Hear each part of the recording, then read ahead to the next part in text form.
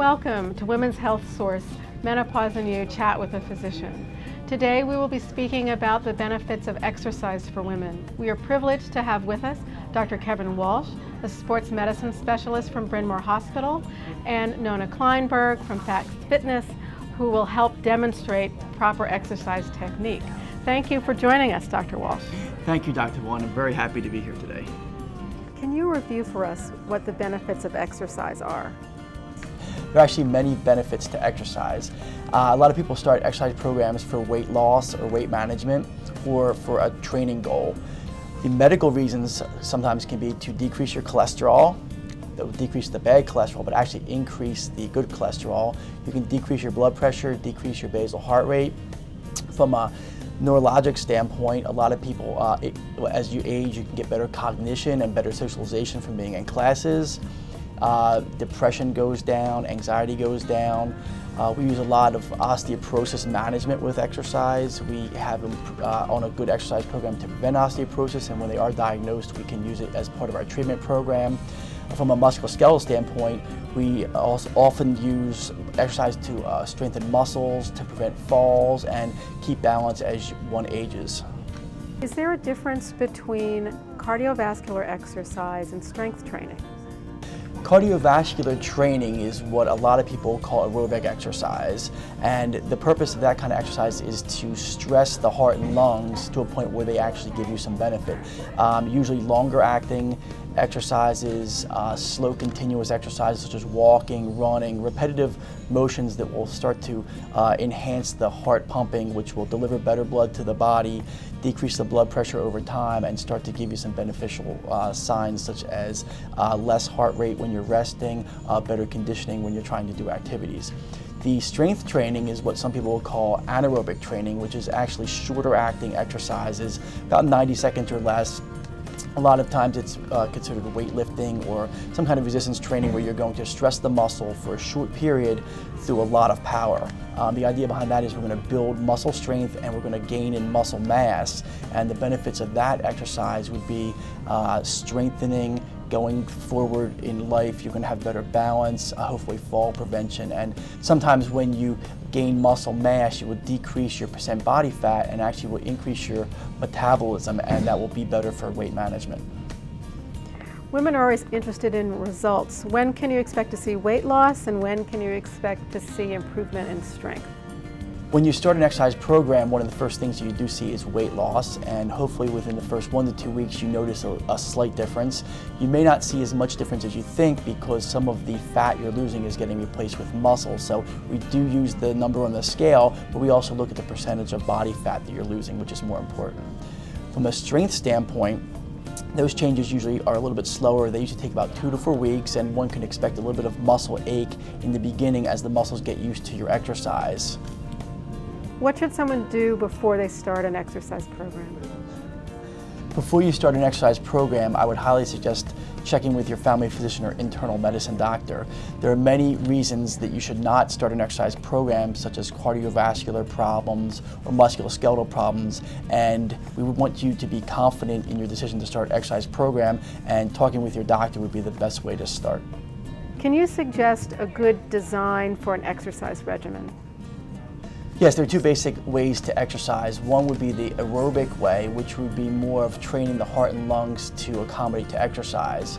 That would be walking, running, exercising, using large muscles to produce a lot of energy expenditure, and in turn the heart will pump blood better and more efficiently, and hopefully we'll get some of those benefits that we talked about in the previous question.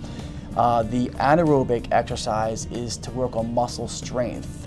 And that goal would be to use shorter acting exercises with a little bit more resistance and using the gains in muscle to prevent falls and work on stability type exercises. I have Nona here today who will demonstrate some of those exercises for us. Nona is standing on one foot, lightly touching the chair for some balance assist, and she's taking her leg directly out to the side into what we call abduction. Now she's changed her position, keeping her core straight and solid. She's going into extension. Now Nona is going to demonstrate some stability ball exercises. The stability ball is a very inexpensive device. They range from about $5 to $20 and can be purchased at any sports store or even a 5 and 10 store now. Nona is sitting on the ball. Her knees are about 90 degrees and she has the chair for some stability. She's just lifting her one thigh off the ball and keeping her core tight, belly button in and lifted. And as she feels more comfortable, as you can see, she's let go of the chair, which puts a lot more force onto the abdominal muscles. And again, as she feels more comfortable, she's lifting the thigh and extending the leg. The typical number would be maybe 12 reps, but you want to take it to exertion. So if you are tired at 8 reps, you can stop. If you need 15, that's okay. Nona will now demonstrate different varieties of push-ups, which are good for upper body strength, which is very important as women age for bone density protection. Nona is positioned against the wall with her hands about shoulder height and slightly wider than her shoulders. She's keeping her core tight, which again means her abdominal muscles are tightened and the belly button is lifted and brought in. And she's taking her arms straight but not locking her elbows out at the top. As she feels more comfortable, she can go in and bring one foot off the ground, which again engages the core muscles a little bit more than it would be if both feet were on the ground. Again, a target goal to start would be 12 to 15 reps. A trial of about 3 sets to start. As upper body strength continues to increase, you can change the angle of the push-up. We can go down into about a 45-degree angle at this point. Hands same position, taking the chest down towards the desk. A lot of people like to use a towel on the edge of the desk because the edge of the desk will dig into your hand. And we can do the same modification as the last exercise, which is lifting the leg, engaging the core, and continuing with the exercise. Again, as strength increases, we can change the angle down to almost a complete push-up. In this variety, we're having Nona start on her knees and go down to perform the push-up position. Hands are slightly wider than the shoulders. Elbows do not get locked at the top, and the important part to this exercise is we want to keep a straight line from her head to her knees. That will help us engage the core. The next exercise Nona is going to demonstrate is the plank. Very important to keep your core muscles tight here and good alignment. The first position for the plank is on your forearms. As you note Nona's position, her elbows are directly under her shoulders. Her most concentrated area is her abdominal musculature, not the upper body. And you notice the straight line from her head to her toes. Holding this position for 30 seconds is a good estimate, but we usually exercise to the rate of perceived exertion, which is on a 1 to 10 scale. If you find that you're getting too high on that scale towards 10, we can stop sooner than 30 seconds. As you get stronger with the plank, Nona is demonstrating the more aggressive position where the arms are straight under the shoulders. And with a leg extension, she's isolating her core muscles. Nona is now demonstrating core exercise using a medicine ball, or in this case it's a medicine ball, but it could be anything that adds weight. It could be a dumbbell, it could be exercise tubing, it could be a can of soup, anything that adds some resistance. She's engaging her core, and all of the motion is generated from the core muscles. Again, the movement is coming from the core.